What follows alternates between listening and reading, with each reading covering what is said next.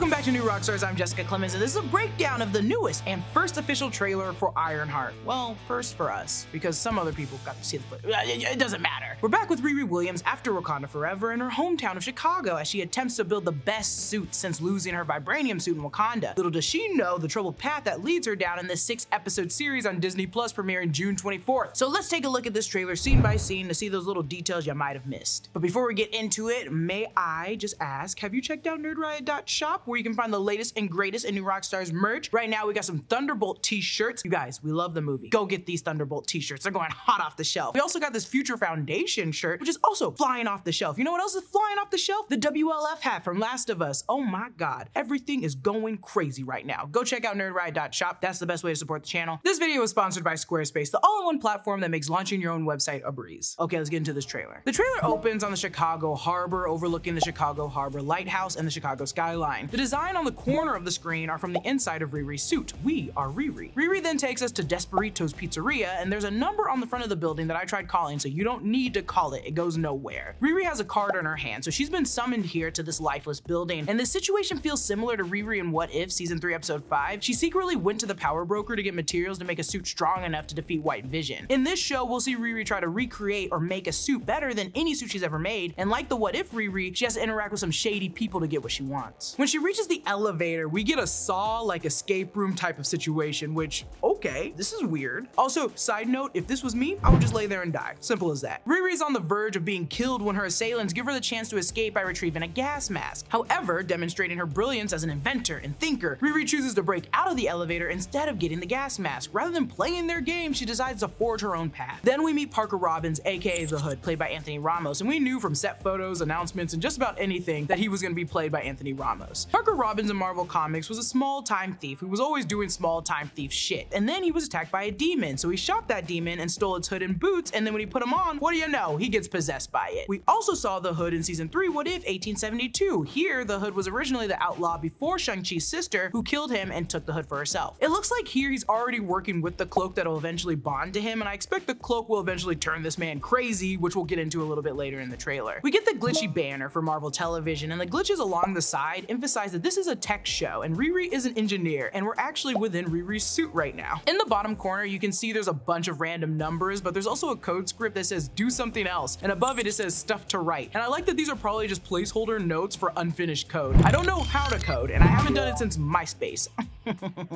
But this is the kind of stuff that I would do in MySpace with the HTML. If I had to go back to it, I would just be like, go back to it here. And I guess I'm aging myself by saying that I was coding on MySpace. Do not try to guess my age.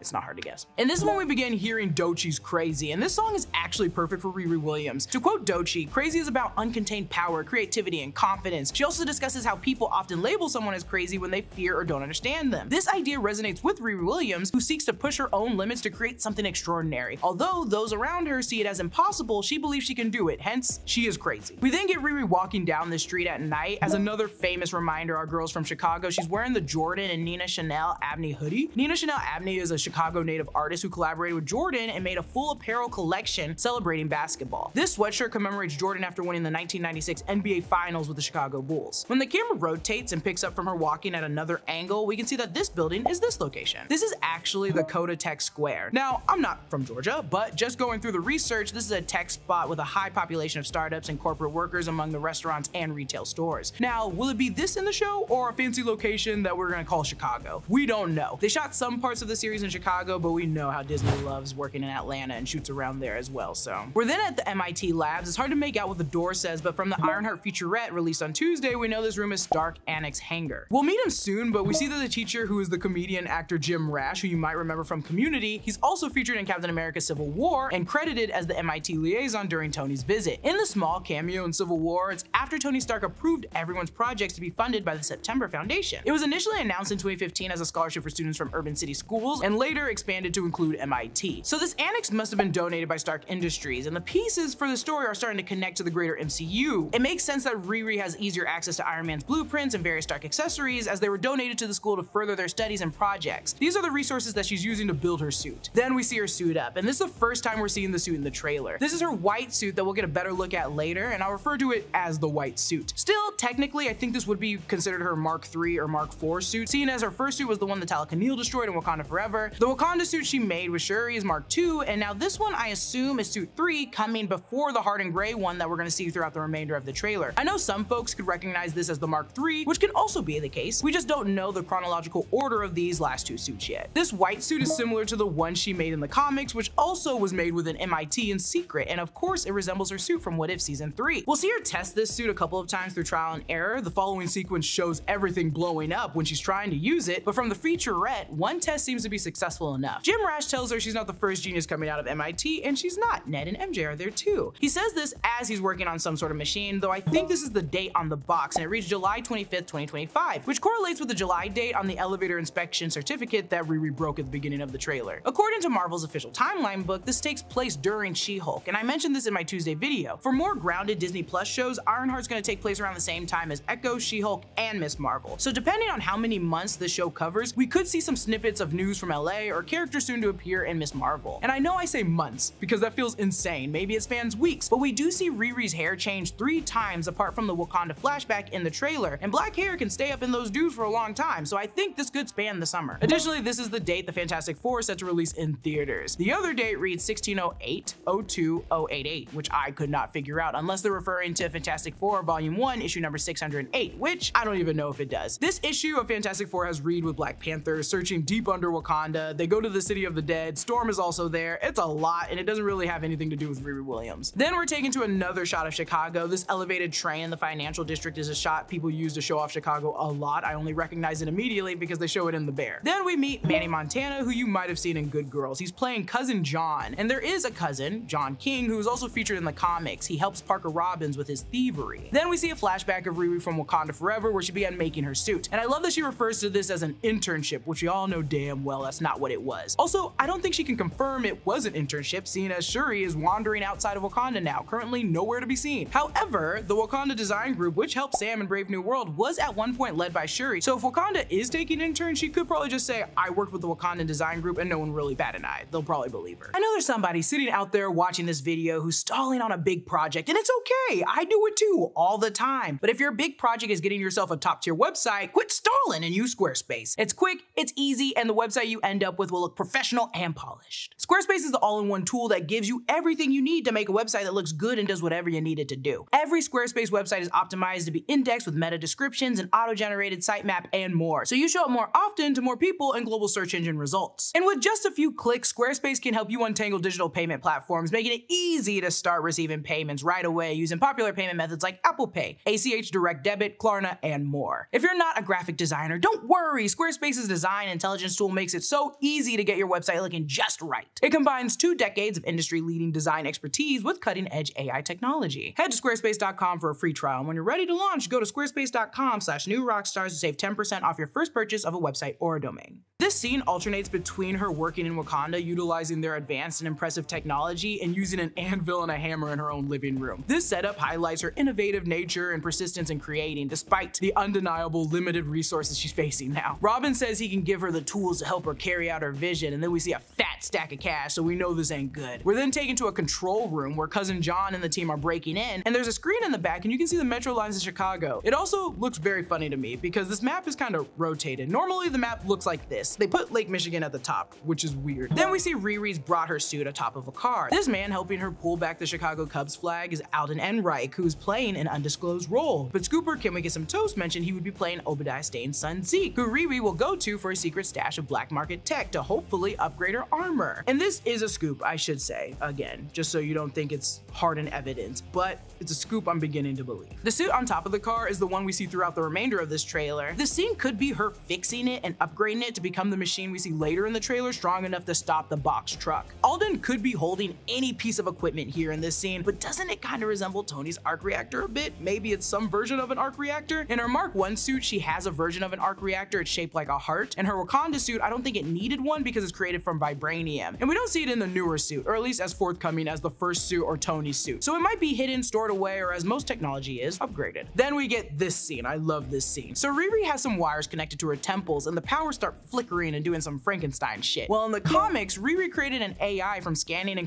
depositing her brain waves and memories to create Natalie. And through this hologram, she speaks with it all the time. It's like her griot to Shuri. In the next scene of the trailer, we see the hologram coming to life, so she successfully does build a Natalie. Though the trailer cuts off right before we see her face, we don't officially know if it's Natalie, her best friend that she modeled it after. But spoilers, from set photos taken almost 3 years ago, we see Dominique Thorne and Lyric Ross in the same clothes we're seeing right here. They're filming at Adler Planetarium. So I'd say it was a success, and it is in fact Natalie's AI. We see the Hood appear from nowhere in the next sequence, and in the comics, his cloak granted him invisibility and teleportation. He can also channel his magic through his pistols, which honestly, sick as hell. And if he's wearing the boots, it grants him levitation, though I'm sure the cloak will also give him levitation in the MCU. The police are then knocking on Riri's door, and this is Riri's mother, Ronnie, played by Angie White, and this is a reminder that Riri's father is also dead and gone, as she mentioned in Wakanda Forever. We see these people in suits searching for Riri, so this goes beyond the local police, but something bigger. This could be a high-class security, and Riri and them just stole something priceless. Then we're at White Castle, and we now meet Reagan Aaliyah, rumored to be playing Zelma Stanton. Why? Well, from set photos, they're shooting outside a place called Stanton Sweets, Reads, and More, and yes, there is a Stanton Sweets, but it's also not known for books. The character Zelma Stanton is an apprentice to Doctor Strange in the comics. As a librarian from the Bronx, she was infected by mind maggots and sought out Strange for help. After doing so, she was offered a job as his librarian. Later in their newfound friendship, Strange and Zelma were trapped in the Weird World, one of the domains of Battle World, and through a series of unfortunate events, she's left with magical powers, eventually becoming Strange's apprentice. I don't think any of that will happen here, but it's not unusual to have a character from New York appear in this show. Parker Robbins was originally a comic character based in New York as well. It seems as though they are picking characters who fit smoothly into the story. Since this narrative involves magic and technology, bringing someone like Zelma makes sense. We then see Riri setting up this white armor that we've been seeing through the featurette and the look ahead. Riri is now flying all over Chicago, which feels weird, right? In public, why would you do that? However, it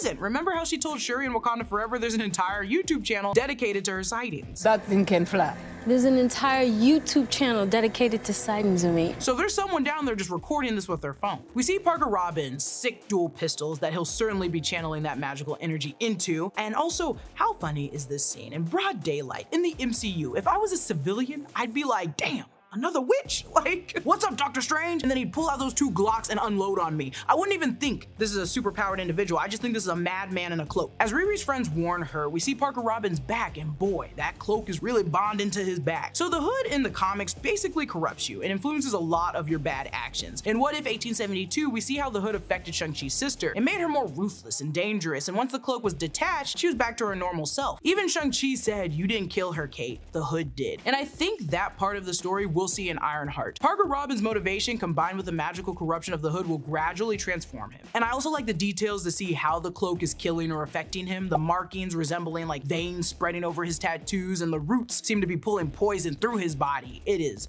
diabolical. We then see a piece of the Hood's magical bullets fly past Riri. This scene must be from the set photos we got a long time ago. Those set photos show the Hood and Riri, and this must be the point in the show where they both duel it out. From the shots in the trailer, it seems like she works with Parker at the beginning, recognizes the trouble they're in, and then works with Alden to stop him. We're then watching Riri outside the White Castle. This is the white box truck that was chasing her. Her suit, like Tony's, comes to the ready. Then she smashes the truck in the street. We're then taken to Alden's bunker. He has a projectile missile just sitting there on his desk, 2 live, laugh, love signs, and a shake weight on the reclining chair. So clearly, I believe the scoops are right. He has a stash of black market tech. Plus, how can he be a villain if he has 2 live, laugh, love signs? No one can be a villain with those. It's literally above a crate of self-guided missiles. Then we close out with her signature metal heart. And what I think is interesting here is that in the Marvel look ahead, we got this scene of Riri cheerfully walking away from a fire or an explosion. This fire or explosion looks like it's within some kind of scientific holding facility. You see that they're processing mushrooms. As I mentioned regarding her hairstyles earlier throughout the trailer, this one is different from all the others that we've seen. We also haven't encountered a shot like this before, which makes me even wonder if this is a dream sequence or a memory or something similar. This sequence seems to suggest that Riri is evil, but we know that's not true. Like, right? She can't be. Oh my God, please don't make my girl bad. Speaking of evil, the official poster feels exceedingly evil. The quote, "Every dream has a cost," suggests that similar to Parker Robbins and his cloak, Riri may be manipulated by her suit, almost like a puppet, maybe more so metaphorically. This hints at the danger she faces, her desire to improve herself may start to conflict with her core values. She might end up sacrificing herself in the pursuit of her own goals. The fact that her suit acts as a puppeteer indicates that she could easily lose her way, much like Parker Robbins will, corrupted by the hood. Ultimately, you have to ask yourself, who's really pulling the strings? And don't you dare say Mephisto. The teaser made me more excited. The poster really intrigued me because, girl, there's a suit behind you. And I, like you and many others, was also skimming that damn trailer for Shea Coulee. And I'm ready to see her in the show when it comes with a 3-episode premiere June 24th. Oh my gosh, it's finally time. Comment down below your thoughts on Ironheart, and a special thanks to one of our YouTube members, Marisa Miranda, who supports us at the executive producer level. Follow me at Lulu_Clemons, subscribe to all 3 channels of the new Rockstars network for breakdowns and news coverage of everything you love. Thanks for watching, I'll see you guys later.